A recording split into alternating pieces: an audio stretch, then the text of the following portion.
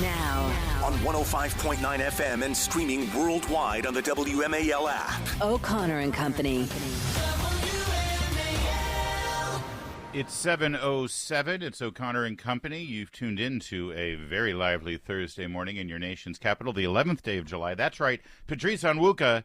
It's 7-Eleven Slurpee Day. Yeah, get your free small Slurpee at 7-Eleven. That's right. I feel like we should get something for that. I know. They should be paying us. They really This should. is free advertisement. Well, they'll give us a free Slurpee, so there's that. Coming up at 7:35, Senator Ron Johnson of Wisconsin talk about the upcoming convention in his fair state. 8:05, KT McFarland on the NATO summit, and 8:35, Peter Doocy on the Big Boy press conference. That's all coming up. That's Patrice. I'm Larry, and here is Hans von Spakovsky. Hans, good morning. Your ears have got to be burning. I think you were out of the country for a few days there. We have been mentioning your name so much here. It's like, I wish I had Hans von Spakovsky here to ask about this. And here you are. Thanks for joining us. Well, good morning, Patrice. Good morning, Larry. Yeah, no, I could feel the burning all the way up in Canada. Hans, of course, is the manager of the Election Law Reform Initiative at Heritage Foundation. He's also a former member of the Federal Elections Commission. He knows a lot about election law, campaign finance things. So this whole idea that the Democrats, in the name of democracy, to protect democracy, will circumvent the democratic process used to select their nominee during the primary process, 14 million votes for Joe Biden. They now want to remove him. How do they go about doing that exactly? And while you're answering the question, Hans, who is they? I mean, if Joe Biden doesn't want to go, is there a mechanism for the party to say, well, we don't care, we're not going to nominate you? The only way I know that they could do it is if they change the rules at the convention. There are almost 4,000 delegates coming from the various states, over 700 super delegates. The 4,000 delegates from the states, they're under state rules, under state laws, other rules of the national party. They're pledged to vote in the first round of voting for Joe Biden because he won those states. The only way that could change, I think, is if the Rules Committee, and they have a Rules Committee that will meet at the DNC convention, changes the rules and throws the convention open and says to the pledged delegates, you do not have to vote for Joe Biden and other folks come in. I don't remember the last time that happened, so that's extremely unlikely. Now, if Biden is nominated and after the convention somehow they force him to resign or he on his own gets out, well then under the rules of the Democratic National Committee, the DNC gets to choose the replacement. But all of this is working under these deadlines. You know, half the states have deadlines in August for the official nominee to be certified in order to get the name on the ballot. And if you want to replace that nominee, the beginning of September is the latest you can do it, because otherwise the name's not on the ballot, particularly because, remember, these days we have early voting and lots of absentee voting. Well, quickly, though, Hans, if I may ask, follow up on that, Patrice, if you don't mind. When we vote for president, we're really voting for members of the Electoral College to go and assemble and submit their votes for president on our behalf. So even if, for one reason or another, I mean, listen, God forbid, any candidate is nominated by their party, they're on the ballots everywhere, and then middle of October, 2 weeks before the election, during the early voting process, they, God forbid, drop dead. Right? I mean, there must be some sort of legal mechanism as to, okay, what do we do now? Can't people, like, let's say, God forbid, something happens to Donald Trump 2 days before Election Day. People who want him to be president can still vote for him, knowing that that member of the Electoral College will vote in keeping with that vote, right?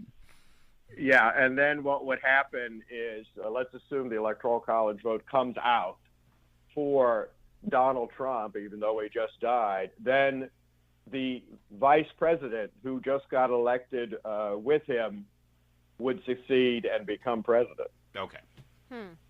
All right, so Hans, there's a lot of panic going on in Democratic circles right now. Can we play cut 31? This is Van Jones on CNN talking about what's going on behind the scenes. I would love to get your read on this kind of Democratic hysteria right now. Everybody comes on the air and says all this great stuff, but behind the scenes, it's full-scale panic. People are passing around legal memos, PDFs are flying back and forth on WhatsApp trying to figure out what are the options, how can you replace Biden, how do you get him to do it in a way where he feels respected as he should be respected, who should Kamala Harris's vice president be. The conversation on air and the conversation off air are completely different. Yeah, Hans, especially the second question about if it is Kamala Harris, then who becomes her second on the ticket? What is your take? Well, the only way I think they're going to get Biden out is the same way that, remember, Barry Goldwater got Richard Nixon to resign. Lots of people think that they simply said to the president, well, it would be a good idea for you to resign, but apparently that's not what happened. Barry Goldwater and the other Republicans who went to Nixon said, if you don't resign, there are enough Republicans here to convict you in an impeachment trial. So they essentially threatened him and forced him out of the presidency. And I don't see how Biden is going to be taken out, given his attitude and that of his family, unless when senior Democrats go there, they basically tell him, you resign or we're changing the rules at the convention and we're going to put up somebody else and we're going to replace you, which would be extremely embarrassing. The other threat is the 25th Amendment. They could threat, because impeachment ain't going to happen. I got to think Republicans are going to be like, what? He seems fine to us. Everything. No, we'll just. Right. So the 25th Amendment. So let's get back to this for a minute. Because here's Ari Emanuel, not a dumb man. He's a major Hollywood power player. He was in the Aspen Ideas Festival, and he was talking about some of the legal issues on some of the states with regard to the ballot. This is cut 30. Let's go. He was going to get kicked off the ballot in Ohio. They elected him the candidate. So you no longer can remove him. In 3 swing states, Wisconsin, Pennsylvania, and Michigan, there's only one Democratic Congress, Michigan. They have to vote to remove him. I don't believe the Republican Party in Pennsylvania and in Wisconsin are going to do that. Okay, and if they do, it's then Kamala Harris. We don't have. This is legal. So lawyers have to look at this, and everybody says, well, get rid of them and brokered convention. No. Now, maybe there's some question whether the delegates can do something. And so this is a pickle. It's a pickle they're in. And so legal lawyers have to look at it. Well, we have a lawyer. We have a former member of the Federal Election Commission, Hans von Spakovsky, and we're going to ask him that specific question. Are there certain states where this is now baked in the cake? And the only option they have, even if there is sort of this bloodless coup at the convention, the only option for them then would be Kamala Harris, since her name is also on the ballot. We'll ask Hans that and a couple of more questions about this very interesting pickle in just a moment. But first, it's 7:15, WMAL Traffic. On the next Vince Colonnade show, Joe Biden does his big boy press conference, and a world-famous brain surgeon joins us ahead of the chaos. Join us 3 to 6 right here on WMAL. It's Larry and Patrice on O'Connor and Company. We continue with Hans von Spakovsky. And Hans, you just heard Ari Emanuel there. There's certain states, swing states, Wisconsin, Michigan, Pennsylvania, where it would take an active legislature to change the ballot. And in 2 of those states, you've got Republicans running the legislature. Short of Biden stepping down voluntarily and then Kamala Harris becoming the ticket, so theoretically they could still have Kamala Harris on the ballot. What's your perspective on this, your legal perspective on what could be done in this situation given that reality? Oh, I think this is probably the one time in my entire life I've ever agreed with Rahm Emanuel. They are in a pickle. All of these state deadlines for certifying who the nominee is are basically fixed in stone. And in a number of states, they would have to go to the legislature to get things changed. The easiest way, I think, for them to get this done is to change the rules at the convention for a recalcitrant Biden and tell the pledged Democrats that they are no longer pledged, and they would have to put up a different nominee and get that person nominated at the convention. If they can do it at the convention, then they still got time. They still have time in most of the states to certify who their nominee is. And but Hans, in those states where they don't have time, and there are also some states where it's state law that those electors must vote at the Electoral College. They're not allowed to go, regardless of what the party says. The state law overrides that, wouldn't it? It would. 33 states have laws telling the electors they have to vote the way they were pledged. That meeting is on December 17th this year, and those states would have to, the legislatures would have to meet. I actually think if push came to shove, even Republican legislatures would not want to prevent the Democratic Party from having its nominee. But there's no question they have a huge hoop to go through. By the way, in the entire history of the United States, no presidential nominee of a party has been replaced after their convention. The one exception to that is a vice presidential candidate. And Larry, you may recall, 1972, Thomas Eagleton was the vice presidential What do you mean, Larry, candidate. you may recall? Thank you, Hans. Yes, I don't recall at all. I hope you mean I may recall my history class. I have no... Right. USOB. All right. Well, Hans, I'll rescue you. But staying with states versus a federal election law, yesterday, we saw the SAVE Act, which is the Safeguarding American Voter Eligibility Act, pass the House by a measure that included 5 Democrats, mostly all Republicans and 5 Democrats. And this bill is meant to pretty much ensure that non-citizens don't vote and that the electoral rolls must be kept clean and tidy at the state level. Democrats, though, are saying that it's duplicative. Is this necessary? I mean, I think it is, but they're saying no, it's not. States have purview and they're doing a good job. What is your take on this bill? States are doing a good job? What the heck are they talking about? Right now, states have no ability to verify the citizenship status of people who register to vote. It's an honor system. You know, if you say, oh yeah, I'm a citizen, they let you register. So there's no way for them to actually check that. And this is no different than states requiring an ID. Of course you ought to ask for an ID to vote. Well, you also ought to have to provide proof of citizenship before you're allowed to register to vote. And Democrats saying this is duplicative, that's an outright lie. And, you know, the other thing they've said is, well, it's a felony under federal law for an alien to register and vote, therefore they're not doing it. Well, I guess our jails across the country must be empty because everyone's afraid to break the law because they're afraid they'll be in prison. Right. And meanwhile, there's actually no enforcement built in right now on any of this. All right, Hans, real fast in our final minute. The Democrats clearly can't run on their record. They can't run on a strong economy. They can't run on world peace. They can't run on safety in the streets. They can't run on border security.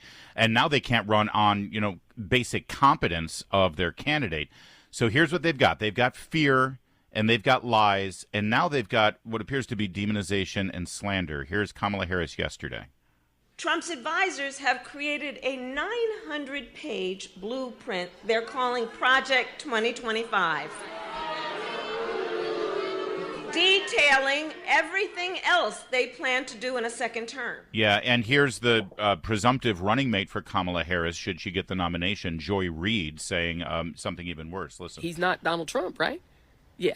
Hitler, White House. We keeping him out. Keeping Project 2025 out. That's all I care about. Yeah, Hitler and Project 2025. Hans, you work at Heritage, and I'm guessing you may have had some sort of input into this Project 2025. Can you sort of clear up some of the lies, defamation, slander, demonization, hysterics that is being thrown at this project? Yeah, in fact, I wrote one of the chapters on it. Look, all Project 2025 is we have a 900-page book that has a chapter on every major federal department of Justice, et cetera, that says how those departments ought to be run. And I'm willing to bet that not a single one of these critics, particularly in Hollywood, has actually read a single page of it. And I challenge anybody out there. It's on our website. Go read, pick a Department of Justice, Department of Education, read the chapter, and I'm willing to bet you that you'll come away saying, you know, that's exactly what ought to be done in that agency. This is common sense, and that's exactly what it is, how the federal government ought to be run instead of the way right now it is being run. Hans von Spakovsky, it's always great to talk with you, sir. Welcome back Hans. to America, where you belong. Thanks. Freaking Canada. They can't even play hockey up there. Not championship level hockey. It's 7:24. Now, On 105.9 FM and streaming worldwide on the WMAL app. O'Connor and Company. It's 7:37. It's O'Connor and Company with Larry and Patrice on this Thursday. And Patrice, coming up at 8:05, the delightful KT McFarland. We'll talk about this NATO summit. Wonderful, yeah. And then at 8:35, Peter Doocy, who now suddenly, yes. his cohorts there in the White House briefing room are starting to say, hey, come to think of it, the Emperor's new outfit isn't that snazzy after all. Jeez, what's going on there? Whereas Peter already exposed that a long time ago. That's all coming up. Joining us right now, he is the senator of the great Badger state of Wisconsin, where Republicans are gathering for the big convention. Senator Johnson, always great to talk with you. Thanks for joining us. Morning, guys. Hope you're doing well. We are, but honestly, our only problem is we've got so many things to talk to you about. I think I want to start with the SAVE Act. You're a co-sponsor in the Senate. Only 5 Democrats found their way to vote for a bill that would enforce and ensure that only citizens vote in our elections. Please tell me that there are more Democrats in the Senate who are in favor of ensuring that our elections are secure. Well, I think there will be fewer. This speaks volumes, doesn't it? We've been saying for quite some time that Republicans want to make it easy to vote, but almost impossible to cheat. Democrats want to make it easy to cheat. I wonder why. We have evidence of some of these non-government organizations that we are funding that are basically funneling the flood of illegal immigrants into this country. One of these NGOs gives their illegal immigrant prior to them coming to the country a sheet of paper. One of the points is when you get to the U.S., vote for Joe Biden. You have President Biden having all agencies of the federal government registering voters. That's one of their missions now. Now, do you think they're registering Republicans, conservatives? No, they're going and they're going to register anybody that accesses assistance payments from the federal government and, my guess, illegal immigrants. Yeah.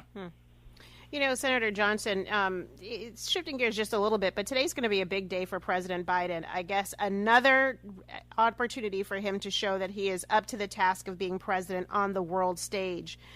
He's supposed to have a quote, big boy conference, a press conference where he'll take questions. Meanwhile, you have all these NATO leaders who are privately saying to, Speaker Johnson that they are concerned about President Biden's health and his ability to do the job. What are you hearing? Are you having any of these conversations? Are you hearing from any world leaders about their concerns regarding President Biden's health? Listen, I think we just across the board are hearing from everybody what has been obvious to me and anybody who's been paying attention for years, that Joe Biden is unfit for office. First, before he got elected, just the corruption of the Biden crime family, but pretty much, early in his term, the mental and physical decline has been astonishing. My father-in-law died of Parkinson's with Lewy body dementia. And for now a couple of years, the entire family's been watching President Biden going, well, that sure looks familiar. Mm-hmm. I do think I don't know if you've ever had Dr. Peter McCullough on your show or not. It is interesting that he has just published a Substack this morning talking about possible vaccine injury, because the symptoms he's witnessing in President Biden don't exactly fit either Alzheimer's or Parkinson, but fit very neatly what we're seeing in terms of vaccine injury. So who knows? This White House is not being transparent with the information, obviously. most in the mainstream media have been covering it up. Hollywood's been covering it up. So this is a massive scandal. Senator Ron Johnson is our guest of Wisconsin, and of course, all eyes are on Wisconsin as Republicans gather for the convention to nominate officially Donald Trump and whomever his running mate might be. By the way, real fast, a lot of the names are some of your colleagues in the Senate. Do you have any insight there? Do you have a favorite that you'd like to go out on the limb for right now? They are keeping a very tight lid on it. I think all the names would be highly qualified, and I'd be happy to support any of his picks. We're looking forward to people coming to Milwaukee, seeing what our state, what Milwaukee has to offer. I'm hoping everybody can sample our beer and brats, and especially fresh cheese curds. I don't know if you guys have ever had absolutely fresh cheese curds, never refrigerated, but they are wonderful, squeaky, incredibly tasty. So I hope all the conventioneers get to at least sample a few fresh cheese curds. We'll look forward to that. But Senator Johnson, I am concerned about, obviously, the Republicans chose Wisconsin because this is a critically important state, and they want to go there and make their case to Wisconsinites, which is sort of telling that, the Democrats are going to Chicago. When was the last time Illinois went for a Republican? They're going to be on safe territory. But I'm very concerned about the Supreme Court decision from several days ago that allows for these absentee ballot drop boxes again in Wisconsin. There's no pandemic. What is the rationale behind this? And is it too late for an act of the legislature to do away with these things? What argument are they making as to why these things are necessary? They are ripe for corruption and a non-secure ballot process. Well, we lost the Supreme Court to a judicial activist group now. And so even though the previous Supreme Court ruled that Wisconsin law does not allow these drop boxes, judicial activists, a bunch of liberal activists, they decide that the law does state it. So it's a fact. I am less concerned about the drop boxes. I mean, you can drop ballots in bunches into a mailbox as well. So I'm far more concerned about the federal government being used to register voters, potentially illegal immigrants.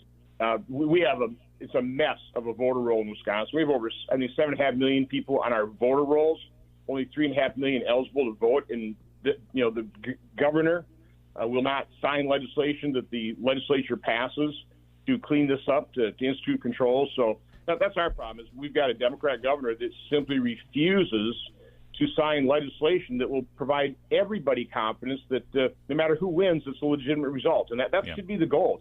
There's nothing partisan about this. We just want to have confidence in our election system. But again, Democrats want to make it easy to cheat. They're reducing confidence in our election system. But you do, despite all of that, do you believe that Republicans still have a good chance in Wisconsin? I think so. It's all about ground game. Things we have done, for example, we recruited over 5,000 poll workers. Now, these are people that are trained and paid, eyes on the process, plus we'll probably fill every poll observer shift. And it worked in 2022. I ran a tight election, and because we had those poll observers, for example, in Milwaukee, Milwaukee had all of its ballots counted by about 11 o'clock at night. They weren't holding them up until 2, 3 o'clock in the morning. So it starts right there, just having eyes on the process. I hope Democrats have as many observers as well. Again, I just want confidence in whatever the result is. I want to curb cheating. Mm-hmm. Ron Johnson, Senator from Wisconsin. Like I said, we got a lot of things to talk to you about. We could go on and on, but we got to let you go now. Thank you for joining us, sir.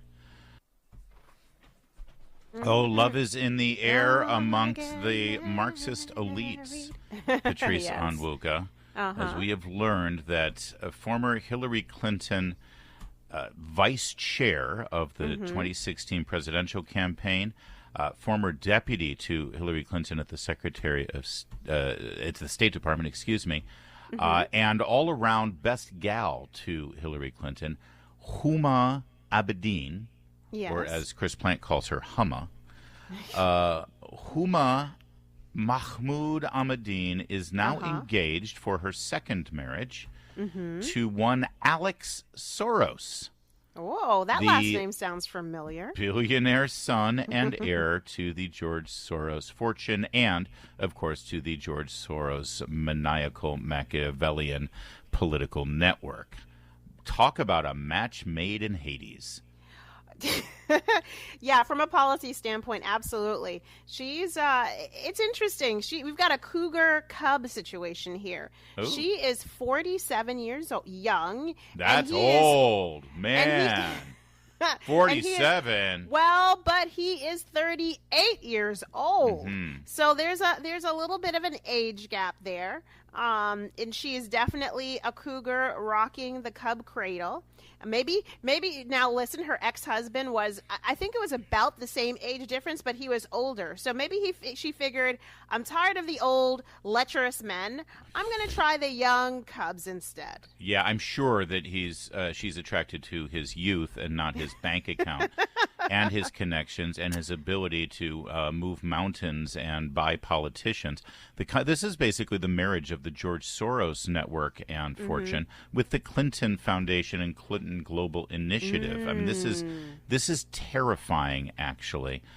Not to mention the fact you mentioned her ex was Anthony Weiner, of course. Yes. Who was a congressman and then was disgraced when it was discovered that he regularly engaged in pornographic sexual grooming and sexual entanglements with minors online. Yes.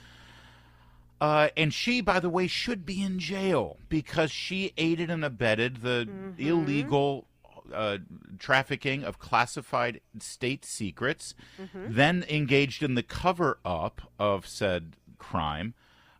She's part and parcel to exactly what's wrong with American politics. She's an incredibly powerful woman who's never actually been elected by any of the American people, and now she's got Soros money to play with.